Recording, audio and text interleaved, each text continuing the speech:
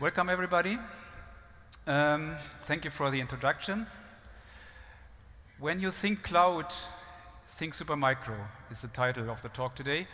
So, as the title suggests, I just wonder what happens if I move here. Very good, yes. As the title suggests, the next 20 minutes, I will explain to you why is it so important for cloud service provider to closely collaborate with the hardware supplier that is able to enable early access to new technologies. And let me start with the true world example. We have one partner in Spain, name is CDMON, and this partner has found themselves in a highly competitive environment.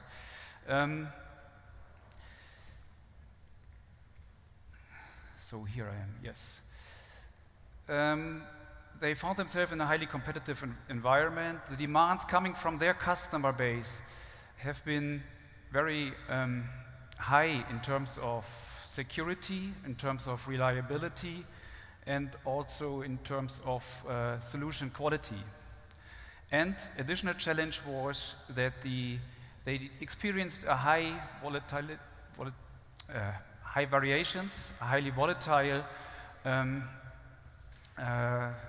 level of demand of system load throughout the year. So they have experienced spikes in the usage, they have experienced idle cycles in the usage of their system, and all of these they had to install hardware which is able to cover even the spikes. And these hardware would be running sort of idle in lower use time. So they thought of, they went back and were thinking of what can we offer to our customer base. And the target was, they needed to come up with a solution which enables or which gives their customer a completely new experience, a better cloud service, a higher security, and a more advanced solution. And this is also where Supermicro, as a hardware vendor, came into the picture. Together with the customer, we have analyzed the current workload, we have analyzed the expected future workload, and we have, under consideration of technologies becoming available in the near future, we have developed a new solution for them, together with the customer. This solution is the custom-tailored solution based on our feature-rich platform, which is the Ultra server.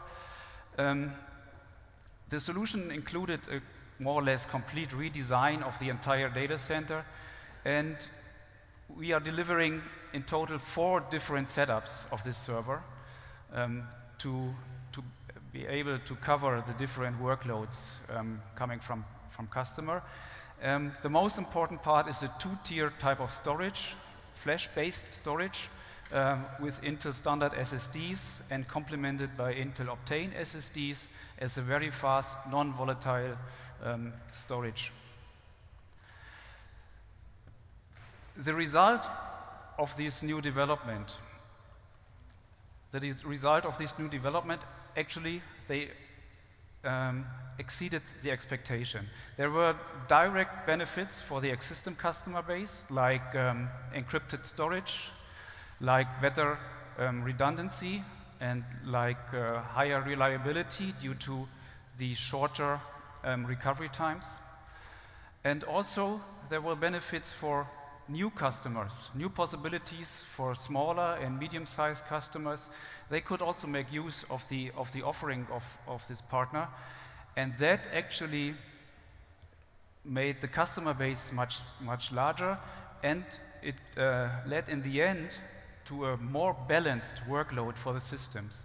So instead of having these large peaks in the usage, they have now a balanced usage, and the system overhead they need to provide to customer base is much smaller. So overall, an increased efficiency for the customers. Now, question is, can we use this setup for all cloud service providers? First question is probably you cannot directly use this approach. Your customer base might be different. The demand of your customer might be different. So there is not a one-to-one transfer possible. But what is possible, of course, is on a higher level. On a higher level, the findings can be used. So it's essential to work with to consider the latest technologies available, also to make available and provide to your customer. And in order to be able to do that, to provide new technologies to your customer, you have to work with a supplier, with a hardware partner that can give you early access to these new technologies.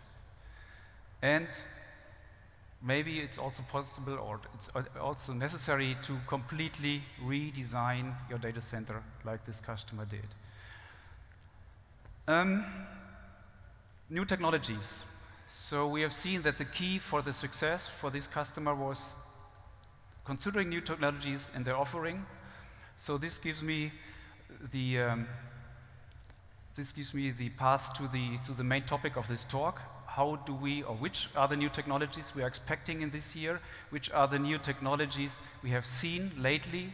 And how do we translate into our products?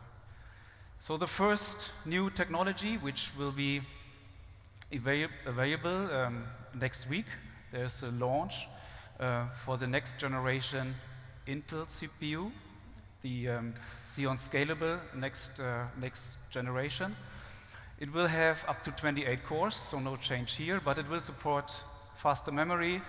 It will support Optane persistent memory, and it has hardware acceleration for the neural network instructions. It has a hardware spectral fix and some other improvements, so the performance of the new next generation is much higher than the current generation. And the good news, all Supermicro servers are already ready for next generation CPU. There is the same socket, so the current family, the current version of the servers can be used. What you need to do is, of course, to upgrade your BIOS, but the faster memory is already supported. So you are available to select any of the Supermicro families. A really new technology, some revolution maybe, we will see in the future, is the persistent memory. The persistent memory, the Optane, it comes in the format of a standard memory DIMM. It can be used as additional memory up to, or you can now have more than 3 terabyte memory per socket.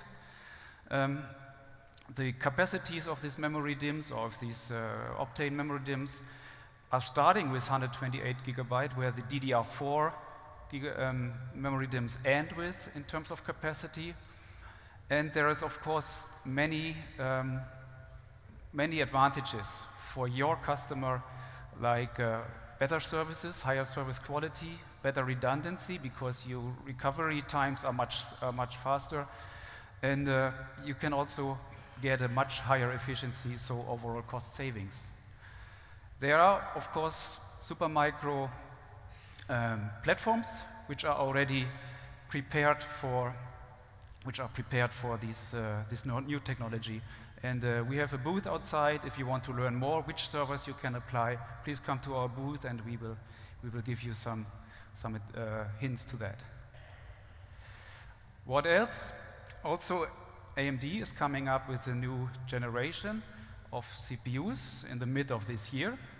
The number, of course, will increase from 32 to 64.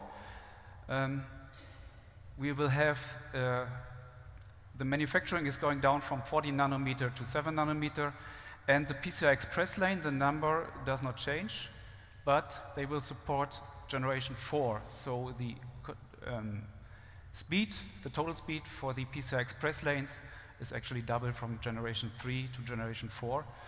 Again, here it comes. Again, 128 lanes per CPU socket are available. We are developing some servers also for of course, to support the PCI Express.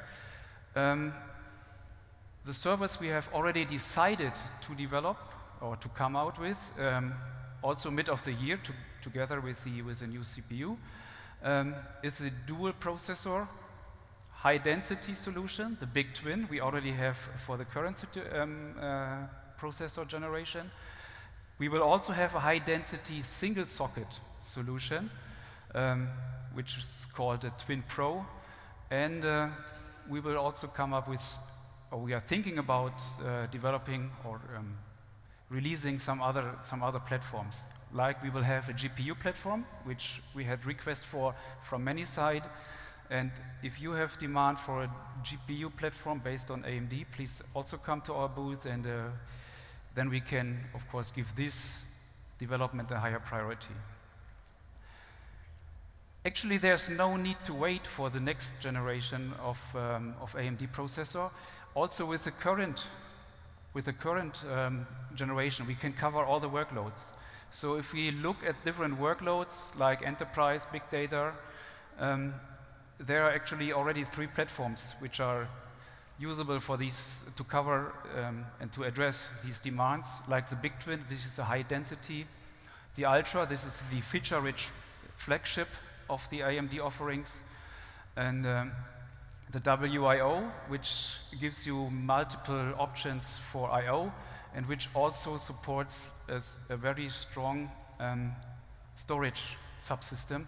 It can address up to 10 drives directly, and we will come up with a solution which can address 24 NVMe drives directly without any PCI Express switch in between.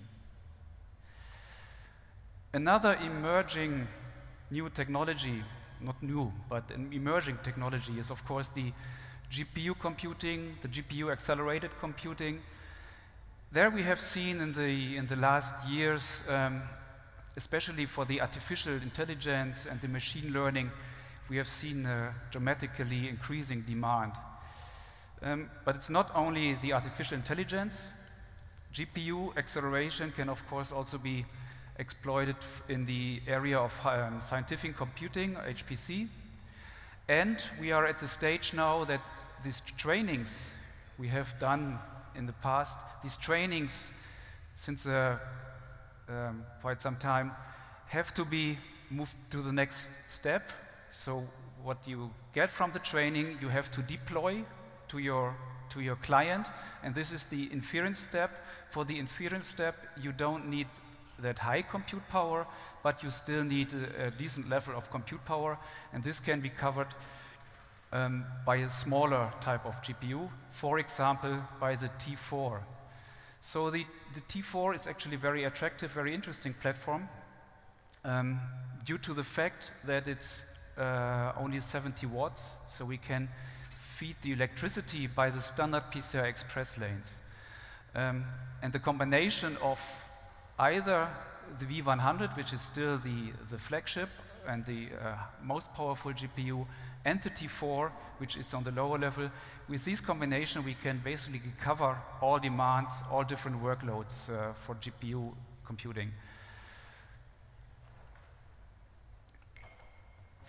Concerning the V100, we are able to cover the complete spectrum, starting with 4 of the V100 with NVLink in one server, going up to 8 and V100 NVLink GPUs. And since this year, or it will become available shortly, we also have a solution for up to 16 V100 SXM3. It's a new version of NVLink. All of these platforms accommodate dual CPU, dual Xeon CPU. Different wattage we can support with the larger boxes. We can support up to 205 watts. T4 is the other platform, the other GPU, which is very interesting. On the T4 side, we can start with 2 T4 in our multiple purpose server, in the Ultra server, in the 1U, in the 2U, up to 4 T4. And there's also, of course, the possibility to have even more in the massively parallel way. Up to 10 times T4 we can accommodate in a 2U chassis, and there is also an even larger, a 4U chassis, where we can host up to 20 T4, and this is the typical inference platform, but can be used also for other workloads. The last technology I want to present here is concerning the storage. And if we're talking about storage and new technologies, it's more or less clear it's NVMe rather than SSD or HDD spindle. On the flash storage side, there are new developments. The cost per gigabyte has decreased significantly over the last months. The capacities of the devices have increased at the same time, so that makes NVMe-based or flash-based storage attractive for all different kinds of workloads. To make the situation a little bit more complicated, there are nowadays several formats of NVMe storage. One format, for example, is the NF1, which we can cover with our NF1 server. Another format still existing, but and it will be existing in the future, is the U.2. There is also a platform solution from Supermicro for the U.2 platform. The server, the motherboard are very much the same. Both motherboards have 24 DIMM slots.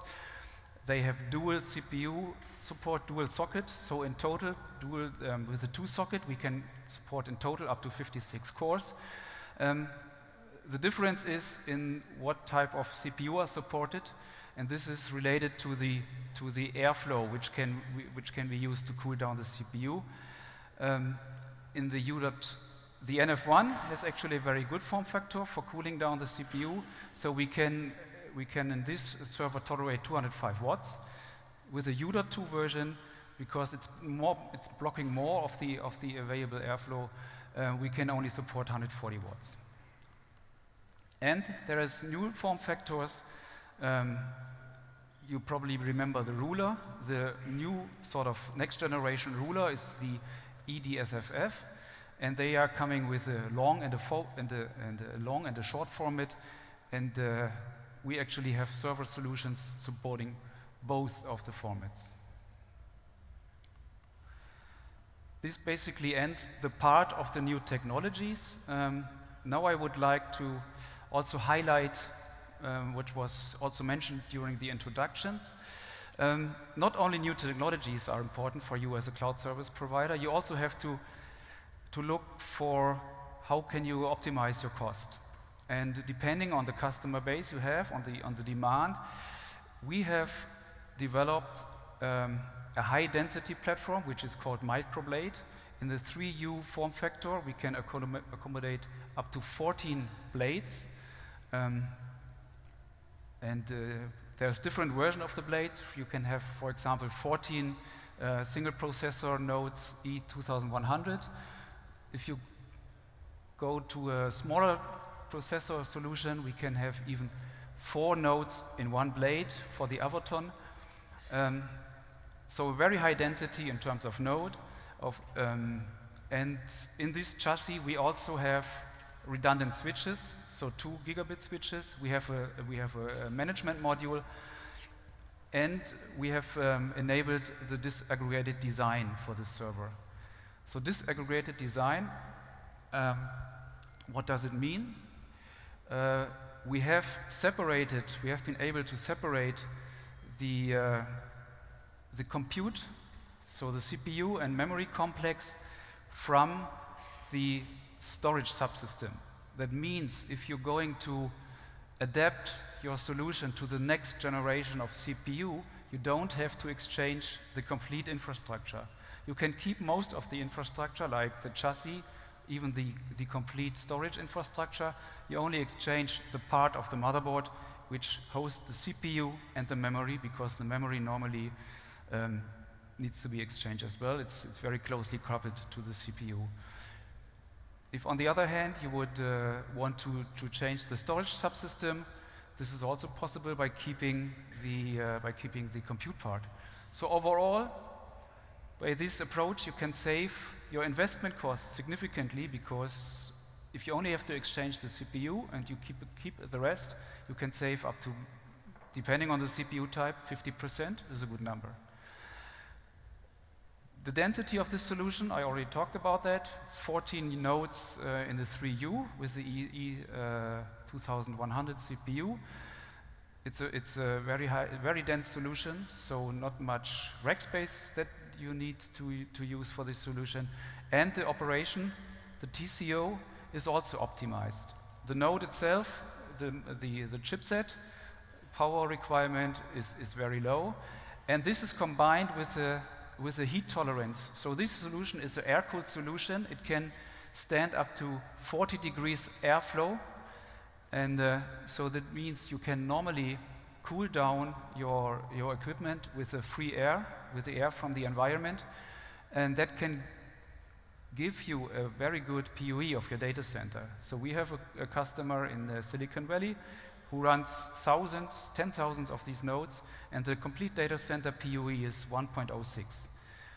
If you want to learn more about this solution, please come visit our booth, and there we can give you some more details. So given the time, I will skip the next slide, but I would like you to remember a few things from my talk. So the CDMON story, go for the latest technologies, work together with a hardware provider like Supermicro who can enable you access quite early to new technologies. And don't forget the resource saving. We want to keep IT green in general. And next time, if you think about cloud, you probably will also think about, or will think Supermicro. Thank you very much.